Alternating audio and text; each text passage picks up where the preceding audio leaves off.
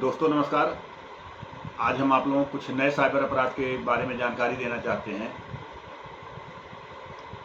Cyber अपराधी हमारे आपके साथ कैसे कैसे साइबर अपराध कर रहे हैं, हम आज आपको एक नई जानकारी देना चाहते हैं।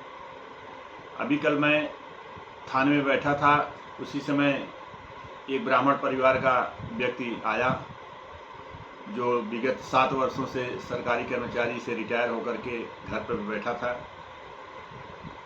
उसके मोबाइल पर एक कॉल आती है और वह अपने के जो है सीबीआई या एटीएस या सीबीसीआईडी का व्यक्ति बता करके ये कहता है कि आप फला व्यक्ति बोल रहे हैं। उन्होंने कहा जी कि आप जो है सरकारी कर्मचारी से रिटायर होकर के आप घर पर हैं। उन्होंने भी ये भी बात बताया जी। और उसके बाद उसने ये कहा कि आपके अकाउंट में जो है विजय माल्या का पैसा काफ़ी ज़्यादा जो है ट्रांसफ़र हो गया है। मुझे जांच मिली है, उस जांच के जो है मुझे देखना है और आप जहां इस समय बैठे हुए हैं आप चुपचाप वहीं बैठिए। मैं जो पूछ रहा हूं आप सही सही बता देंगे तो अच्छी बात है, अगर नहीं बताएंगे और इधर उधर कुछ करेंगे तो मैं आपके पूरे परिवार को इसमें फंसा करके जेल भिजवा दूंगा। अभी केवल आप ही इसके दोषी हैं। अगर आप इस पैसे का सही आप विवरण मुझे दे देंगे तो मैं आपको जो है बचा दूंगा, नहीं तो आपको पूरे परिवार के आपके पूरे ख़ानदान को जो है जेल भेज दूंगा। वह ब्राह्मण परिवार जो है डर बस घर में बैठ गया, घर में किसी सदस्य को नहीं बताया। वह व्यक्ति जैसे जैसे पूछता गया इनके द्वारा जो है बताते गए। फिर उसने ये कहा कि जितनी बातें आपने बताया है वह सब असत्य है, ये सब पैसे जो है विजय माल्या के हैं। क्यों न मैं आपको अरेस्ट कर लूँ, आपको जेल भेज दूँ।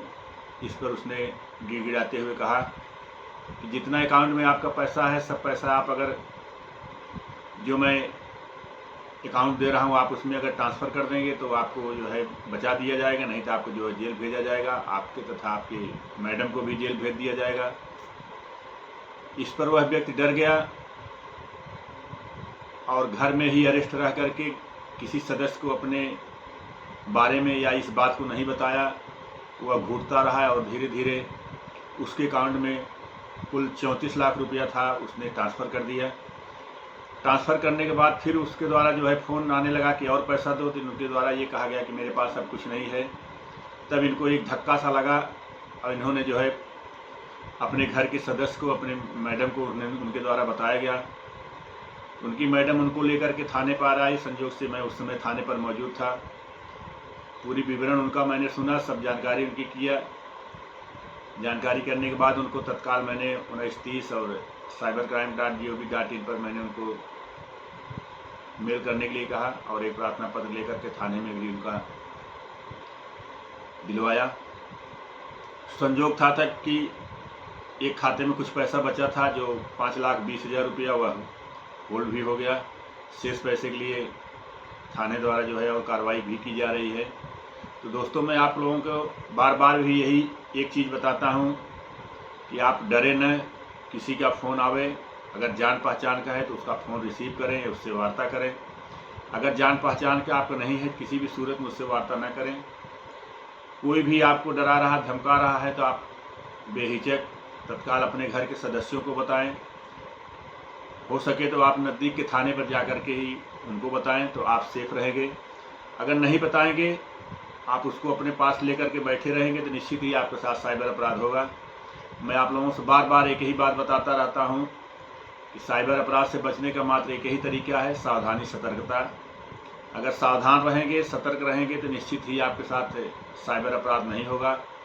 दोस्तों आपके साथ अगर साइबर अपराध हो जा रहा है तो आप तत्काल साइबर हेल्पलाइन नंबर 1930 या मेल नंबर cybercrime.gov.in पर अपनी शिकायत भी दर्ज करें। अगर समय रहते आप साइबर हेल्पलाइन नंबर और साइबर मेल नंबर पर आप अपनी कार्रवाई कर देंगे तो निश्चित ही आपका गया हुआ पैसा मिल सकता है। हम आप लोगों से निवेदन करते हैं कि आप अपने घर के सदस्य, अपने रिश्तेदार तथा आप स्वयं इससे सुरक्षित रहें।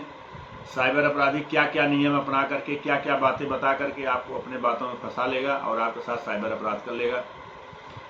दोस्तों सावधानी ही मेन है। अगर हम आप सावधान रहेंगे, सतर्क रहेंगे, तो निश्चित ही हमारे आपके साथ साइबर अपराध नहीं होगा।